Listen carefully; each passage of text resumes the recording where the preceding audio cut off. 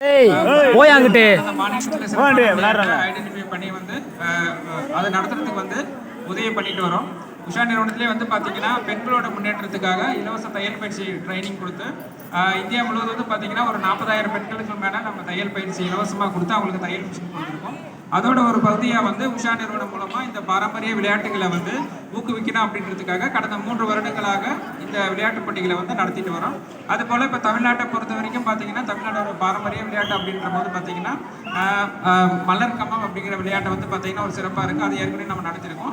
அதே போல் அணிமுறை அப்படின்ற போது நம்ம என்ன சொல்கிறது ஒரு எக்ஸ்ப்ளோர் பண்ணுற போது இந்த கன்னியாகுமரி மாவட்டத்திலேருந்து இதை ஆரம்பித்து பண்ணுற போது நம்ம லிமோரிய நிறுவனத்தை வந்து தொடர்பு கொண்டு அவங்க வந்து பார்த்தீங்கன்னா அவங்க இதுக்காக ஒர்க் பண்ணிட்டு இருக்கிறதுனால அவங்க கண்டிப்பாக நம்ம சேர்ந்து பயணம் பண்ணணும். கடந்த ஆண்டு வந்து ஒரு ஈவெண்ட் வந்து ஒரு பெரிய லெவலில் ஈவெண்ட் நடத்தணும். இந்த ஆண்டு வந்து பார்த்தீங்கன்னா இந்த ஈவெண்ட் நடத்துறதுக்காக நம்ம கேட்டு நம்ம பயணம் பண்ணோம். அதாவது லிமோரோட சப்போர்ட் வந்து பார்த்தீங்கன்னா எங்களுக்கு வந்து ரொம்ப உறுதுணையாக இருக்கிறாங்க. எங்களுக்கு ஒரு உஷா நிறுவனத்துக்கு வந்து ஒரு நல்ல ஒரு வாய்ப்பை கொடுத்து ஒரு நிமிஷம் ஆரம்பிக்கும்போது எடுத்து ஊக்குவிக்கிறதுக்கான எல்லா ஏற்பாடுகளும் செஞ்சு கொடுத்துருக்காங்க. இந்த விளையாட்டோட எண்ணிக்கை வந்து ரொம்ப சிறப்பாக டைம்ஸ் நெட்வொர்க்ல இருந்து வந்திருக்காங்க. அவங்க வந்து பார்த்தீங்கன்னா இந்த எபிசோட வந்து ஃபுல்லாகவே கேப்சர் பண்ணி நம்ம டைம்ஸ் நெட்வொர்க் சேனலில் வந்து அடுத்து வரக்கூடிய வாரத்தில் சனி ஞாயிறு வந்து டெலிகாஸ்ட் பண்ண போகிறாங்க.